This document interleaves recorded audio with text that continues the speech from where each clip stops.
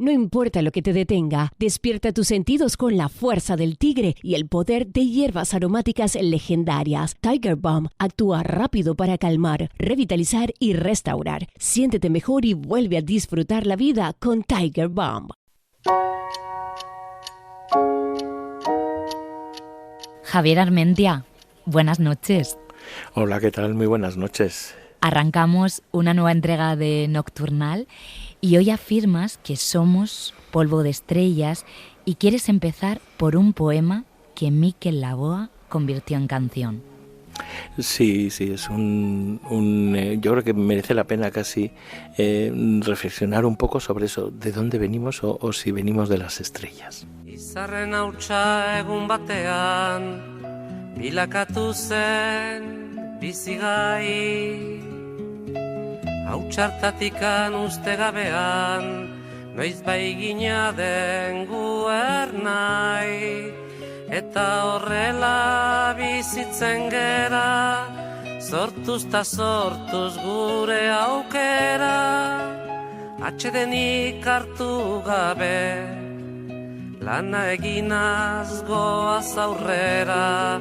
Kate horretan denok batera, gogor kiloturi gaude. Gizonak badu ingurulatz bat, menperatzeko premia. Burruka hortan bizi da eta hori du bere egia. Ekin ta ekin bilatzen. Qué bonito suena, qué cuenta, qué dice este poema y esta canción.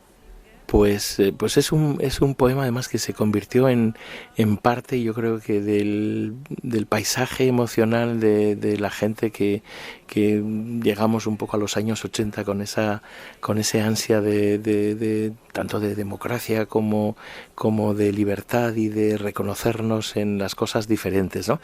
Es un poema que a pesar de la belleza que tiene, dice unas verdades de esas como puños, ¿no? Habla del polvo estelar, Izarren hautsa. Dice, el polvo estelar se convirtió un día en germen de vida.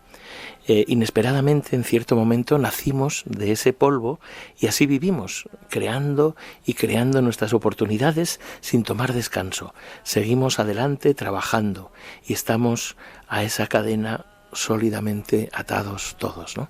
Como que, fíjate, nos empuja un poco a trabajar precisamente el hecho de venir todos de las estrellas, ¿no? Si te pones a pensar, nosotros que somos un amasijo de células, pues muy complejo, ¿no? Fíjate todo lo que intenta entender de cómo somos la ciencia y así, pero con una serie de constituyentes básicos muy bien definidas. Es decir, la receta del ser humano pues podía ser tanto de hidrógeno, tanto de carbono, tanto de nitrógeno, oxígeno, potasio, es decir, todos esos elementos de los que nos componemos nosotros y de los que se compone todo lo que vemos en el universo.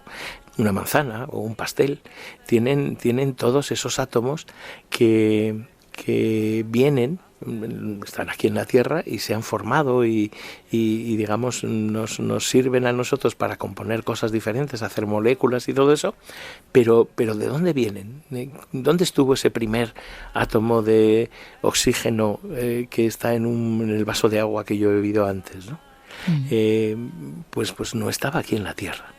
Porque la Tierra se formó hace unos 4.600 millones de años, cuando materia que había, polvo de estrellas, se estaba formando alrededor del Sol que había nacido pues un poquito antes, unos 5.000 millones de años atrás en la historia.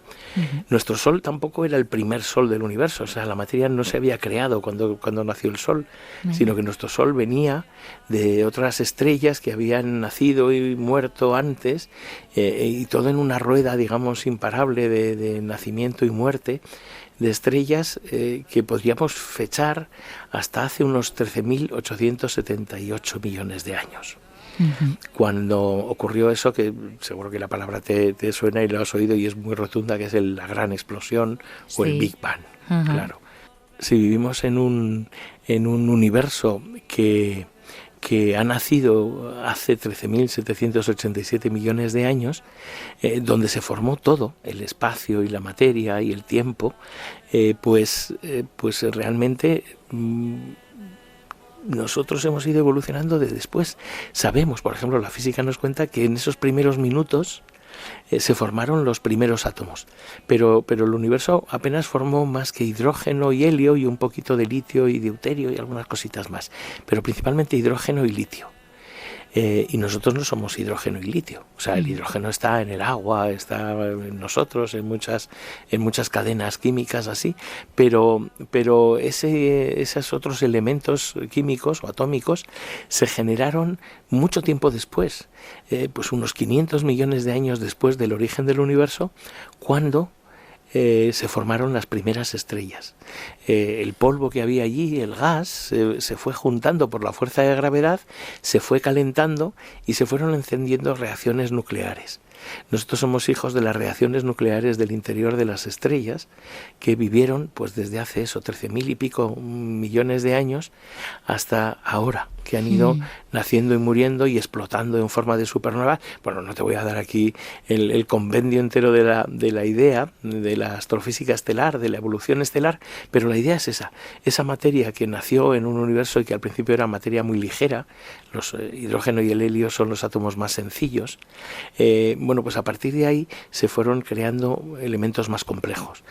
Primero desde el helio, el carbono, el nitrógeno, el oxígeno, el azufre, el selenio, el hierro. Hay un montón de materiales que, como una especie de horno de alquimista, en las estrellas más grandes y más luminosas se fueron formando a lo largo del tiempo, y al final, cuando un día llegó a formarse la Tierra y luego nosotros hemos nacido de los materiales que había en esa Tierra, pues la naturaleza fue escogiendo esos materiales que eran precisamente polvo de estrellas, restos de otras estrellas. Hoy también traes, como cada semana, la historia de una mujer que en este caso creo que tiene que ver con el origen de los elementos. Sí, porque fíjate, yo te he contado pues eso, que aquí todos los elementos que estamos en la Tierra vienen de estrellas, ¿no? Y que las estrellas eran principalmente hidrógeno y helio. Bueno, esa idea es muy moderna, la podemos fechar casi en 1925. Es cuando Cecilia Payne-Gaposchkin, bueno, Gaposchkin posterior, pero el nombre de casada, pero la conocemos así, Cecilia Payne o Payne-Gaposchkin, era una astrónoma inglesa que había ido a vivir a Estados Unidos y cayó en ese lugar de las calculistas de Harvard, de las astrónomas de Harvard, del que te hablé, donde estaban Rita Leavitt y Antonia Maury y otras investigadoras, ¿no? Bueno, pues Cecilia Payne hizo una tesis que la presentó en 1925, recopilando un poco todas las observaciones que se habían hecho de las estrellas y viendo que realmente el componente principal de las estrellas no era como la Tierra, carbono, silicio, nitrógeno, oxígeno, sino que era casi exclusivamente hidrógeno y helio, que es precisamente lo que se había formado al comienzo del universo. Por eso el hidrógeno y el helio dan cuenta del 99% de la materia que hay en todo el universo actualmente. Incluso 13.800 millones de años después, casi todo el universo es 75% de hidrógeno y casi 25% de helio. Y esto lo descubrió y lo describió Cecilia, además mezclando la observación astronómica con los modelos de la mecánica estadística y de la física más avanzados que había a comienzos de los años 20. Por supuesto, presentó la tesis y casi se la echan atrás. Le dijeron que estaba completamente equivocada. Hubo un sentimiento como diciendo, ¿quién nos va a enseñar esta jovencilla a nosotros que sabemos cómo es la materia? En aquella época se pensaba que las estrellas eran como tierras, pero enormes. Y al ser enormes, pues estaban mucho más comprimidas y eran mucho más calientes y tal, ¿no? No se conocía todavía la energía nuclear, con lo cual no se podía entender cómo generaban su energía. Pero bueno, cuando llegó Cecilia Payne y les dijo, no, es que os equivocáis, los soles no son tierras enormes, son materia muy muy diferente de la que hay en nuestro planeta.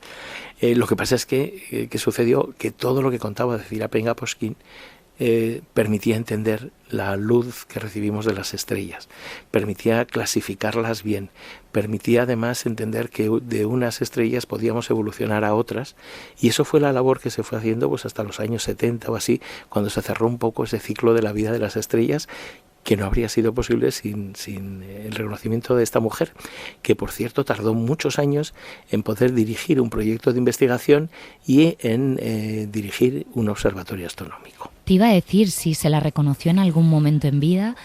Me comentabas que casi le echan atrás la tesis, pero finalmente la sacó adelante y, o sea, ella vivió que le dieran la razón, ¿no? Porque tenía razón. Bueno, es que gracias a ella, digamos que la evolución estelar, que es como se llama esta rama de la astronomía, de la astrofísica, que intenta entender las estrellas, pudo avanzar y avanzar muchísimo. Hay que reconocer que ella trabajó en esa época magnífica de hace un siglo, ¿no? De mediados de los años 20, cuando hubo ese gran boom de la física con toda la teoría cuántica, y entonces y el despliegue de la astronomía, también de la radioastronomía, es decir, estaban naciendo un montón de herramientas que le reivindicaron a ella como pues una de las grandes pioneras de la física moderna, ¿no? Y entonces eso sí, afortunadamente luego fue reconocida. Pero ya sabes, un poco de aquella manera. Se le cita mucho menos que a compañeros suyos que hicieron avances menos relevantes. Eso que se suele llamar en investigaciones históricas el efecto Matilda, ¿no? Que siempre se busca un hombre que hizo algo. Claro. Y entonces a la mujer a veces se la pone en segundo lugar. Pero bueno, Cecilia Penga-Poskin, no solamente por estar en este espacio que te traigo hoy, sino porque afortunadamente en la historia de la astronomía es una de las mujeres fundamentales. Pues he estado leyendo que ella poco antes de su muerte se autopublicó su autobiografía. Es verdad, sí. Y ella misma se describía así: una rebelde contra el rol femenino, en contra de ser pensada y tratada como inferior. Ella, pues también pionera en reivindicar el sitio de las mujeres. Sí, esto es una constante, ¿eh? Yo cada vez que ves un poco la biografía de mujeres científicas, ves que no solamente les ha tocado ser grandes científicas, sino grandes personas, es decir, sobre todo reivindicando el papel que tiene que tener la mujer en la sociedad. Y hoy te voy a despedir con una canción de Jorge Drexler que se llama Polvo de estrellas. Jorge es un enamorado de la ciencia. No descarto que en algún momento le invitemos a sumarse a esta charla. Él es verdad que conecta todo con el lado más humano, ¿no? No sé, cuando tú escuchas una canción, una obra de arte que une conceptos de astrofísica con el arte, ¿qué te parece? ¿Te gusta esa mezcla? ¿Qué tal se lleva? Oye, a mí me encanta, me parece además que conviven muy bien. Me parece que tanto el mundo del pensamiento como el mundo de la creación artística no puede ser ajeno a la visión del universo que tenemos ahora. Entonces me encantan la gente de la poesía, de la literatura, de la música, que recoge temas actuales y así. Fíjate, a Jorge Drexler le tuvimos hace un montón de años en el Planetario de Pamplona, en una sesión en la que había poesía y había cielo y había música, ¿no? Y bueno, estas cosas pues son maravillosas siempre. Qué bueno, pues la canción nos recuerda la fugacidad y el valor de nuestra existencia. Es su Polvo de estrellas y te voy a despedir con esta canción esta noche. Qué bien, pues muchísimas gracias, muy buenas noches. Hasta la semana próxima, un abrazo. Adiós. Adiós.